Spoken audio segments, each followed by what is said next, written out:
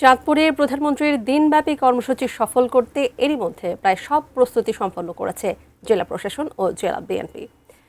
চাঁদপুর ঘোষেরহাট এলাকা থেকে প্রস্তুতির বিস্তারিত জানাতে সরাসরি যুক্ত হচ্ছেন প্রতিনিধি বিল্লাল ঢালী।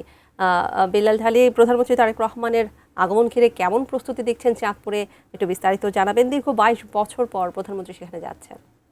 তানিয়া ২০০৪ সালে প্রথম তারেক রহমান চাঁদপুরে এসেছিলেন। তখন সাংগঠনিক সফরে তিনি চাঁদপুরে এসেছিলেন। এবার যখন আসছেন দীর্ঘ ২২ বছর পর তিনি প্রধানমন্ত্রী হিসেবে চাঁদপুরে সফর করবেন। তার সফরকে ঘিরে শুধু বিএনপি নেতাকর্মী নয়, জেলাবাসীও বেশ উচ্ছ্বসিত। কেননা মাত্র সরকার গঠন হয়েছে ২.৫ থেকে ৩ মাস হয়েছে। এর সময়ের মধ্যেই চাঁদপুর জেলায় প্রধানমন্ত্রী সফর করবেন।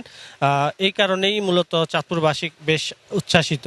তাদের প্রত্যাশাও বেশ এই তার প্রধানমন্ত্রী সফরকে ঘিরে।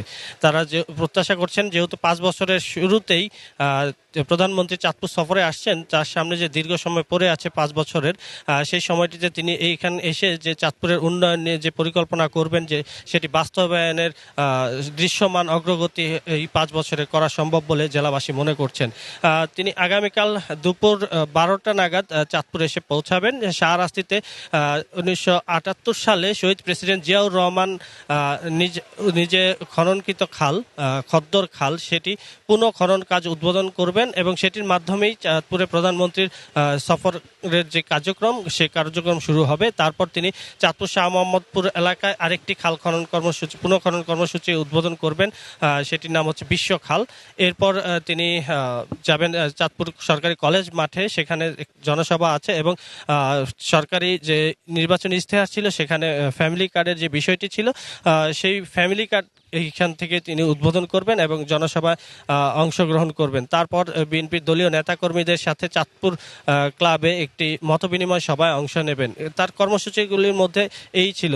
তার প্রধানমন্ত্রী চাঁদপুরে আগমন উপলক্ষে বিএনপি নেতাকর্মী এবং সাধারণ মানুষ যারা আছে তাদের সাথে কথা বলেছিলাম। তাদের প্রত্যাশা, যেহেতু চাঁদপুরের নদী ভাঙন সমস্যা দীর্ঘদিনের, এছাড়াও ঢাকার পার্শ্ববর্তী জেলা হিসেবে চাঁদপুরের বাসী যারা আছেন তারা মনে করেন যে ঢাকা উন্নত, কিন্তু তার পার্শ্ববর্তী জেলা মাত্র ৬৮ কিলোমিটার দূরে ঢাকা, সেই তুলনায় কিন্তু চাঁদপুর উন্নয়নের ছোঁয়া পায়নি। সেই উন্নয়নের বিষয়গুলি শিক্ষা খাত, কর্মসংস্থান খাত, এছাড়াও নদী ভাঙন রোধ, এই বিষয়গুলি মাথায় রেখেই তার প্রধানমন্ত্রী কালকে যে সফর করবেন, সেই সফরে তিনি চাঁদপুর নিয়ে তার উন্নয়ন পরিকল্পনা ঘোষণা করবেন বলে তারা ধারণা করছেন। এছাড়া বিএনপি নেতাকর্মীরা মনে করছেন চাঁদপুরের 5টি আসন, সেই 5টি আসনই কিন্তু বিএনপি সংসদ সদস্য নির্বাচিত হয়েছে। যেহেতু বিএনপির একটি ঘাঁটি বলা যায় এই চাঁদপুরের 5টি আসন, সেহেতু প্রধানমন্ত্রীর বিশেষ সুদৃষ্টি আছে এই চাঁদপুরের দিকে।